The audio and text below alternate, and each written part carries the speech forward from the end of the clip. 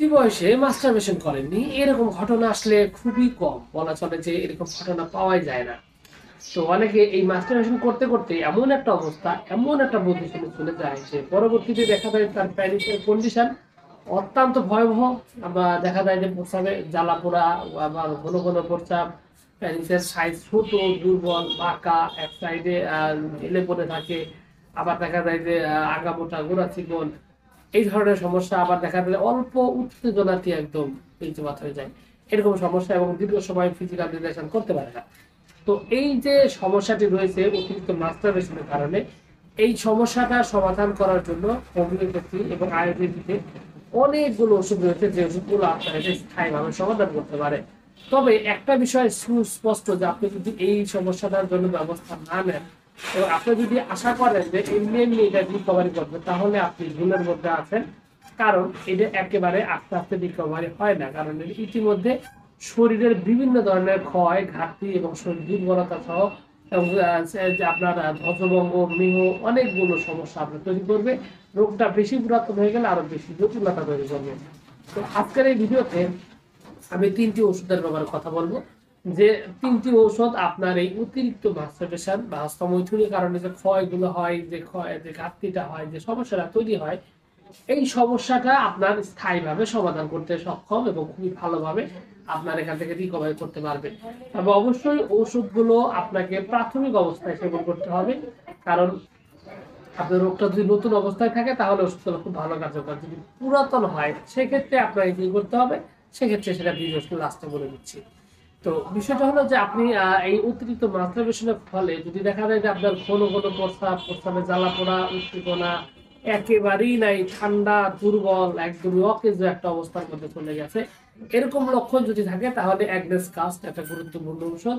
এবং এই অবস্থা থেকে বের করে আনার জন্য অ্যাগনেস কাস্ট বলা চলেছে খুবই প্রয়োজনীয় এবং খুবই কার্যকর একটা ওষুধ। খুব সুন্দরভাবে আপনি এখান থেকে বের করে আনতে সক্ষম এবং স্থায়ীভাবে ভালো করতে পারে।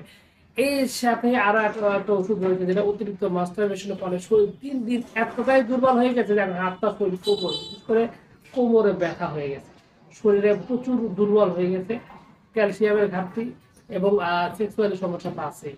এরকম লক্ষণ যদি থাকে তাহলে হোমিওপ্যাথিতে একটা পারফেক্ট ওষুধ রয়েছে, যে ওষুধটার নাম হলো সালিক্স নায়গ্রা।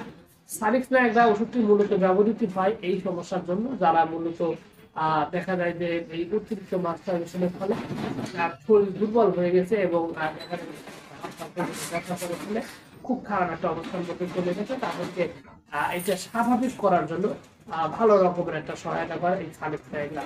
সেই সাথে আরো একটা ওষুধ রয়েছে, যে ওষুধটি আপনার এই অতিরিক্ত মাস্টারবেশনের ফলে বীর্য পাতলা হয়ে গেছে, টাইমিং এর সমস্যা, টাইম দীর্ঘ সময় রাখতেই পারে না, এবং যে সেই সাথে আরো যে সমস্যাগুলো রয়েছে, যে প্রস্রাবের সাথে ক্ষয়ের কারণে স্মৃতিশক্তি কমে গেছে, মনে থাকে না, সবকিছু দিয়ে একটা ছটফটে ভাব, একটা কাজে মনোযোগ দিয়ে ধরে রাখবে, কিছু সময় মনোযোগ দিয়ে কাজ করবে, এটা সম্ভব হয় না। একটা পড়াশোনা বা কাজে কিছুক্ষণ কাজ করলে তার প্রতি আগ্রহ হারিয়ে যায়, যার কারণে কাজে বারবার ভুল হয়, একটা কাজ ঠিকঠাক মতো সম্পূর্ণ করা সেটা করতে পারে না।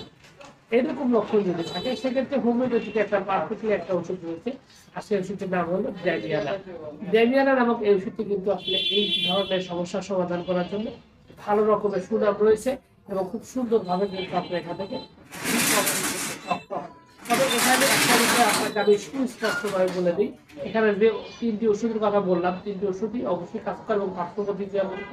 তবে আপনার সমস্যাটা যদি ক্ষণস্থায়ী কিছুদিনের হয়, মানে অল্প সময়ের হয়ে থাকে, মানে বেশি পুরাতন নয়, সেক্ষেত্রে আপনি নিজে থেকে ওষুধগুলো আপনার হোমিওপ্যাথি ওষুধ দোকানে গিয়ে খোঁজ করে ওষুধগুলো খেতে পারেন। ওষুধগুলো শক্তি হলো মাদার টিনচার বললে তারা দিয়ে দিবে, এবং মাদার টিনচার ওষুধ, এই তিনটি ওষুধ আপনার যারা একসাথেও খেতে পারেন।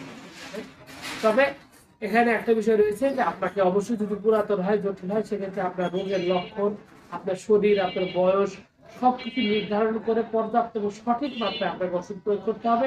প্রয়োজনের সাথে আরো কিছু ওষুধ রয়েছে, সিলিনিয়াম, কোনিয়াম, লাইকোপোডিয়াম, অনেক ওষুধ রয়েছে।